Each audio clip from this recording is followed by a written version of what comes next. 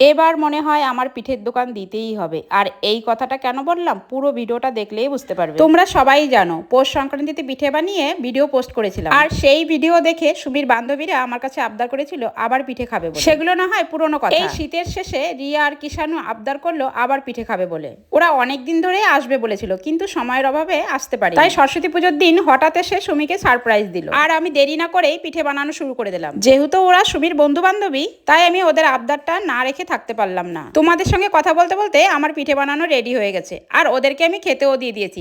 দেখা যাক খাওয়ার পরে কি বলে। ওয়াও কাকিমা, এতগুলো পিঠে দেখে তো আমার জিভে জল চলে এলো, তাই আর দেরি না করে খেতে শুরু করে দিলাম। তবে সত্যি কথা বলতে পিঠেগুলো যে এতটাই টেস্টি হয়েছে তোমরা না খেলে কখনো বিশ্বাস করবে না। সত্যি কাকিমা, আবারও বলছি তোমার হাতে কিন্তু জাদু আছে। আরে হবে নাই বা কেন, কার মা দেখতে হবে না? হ্যাঁ হ্যাঁ জানি জানি, তাই তো এত দূর থেকে কাকিমার স্পেশাল পিঠেগুলো খাওয়ার জন্য এসেছি। আমি যতবারই খাই না কেন আমার কোনো সময় মন ভরে না, তোমাদের সঙ্গে খেয়ে কিন্তু আমার একটু বেশি ভালো লেগেছিল। তো বলো এতগুলো পিঠের মধ্যে তোমাদের কোনটা বেশি ভালো লাগলো? এক কথায় দারুণ।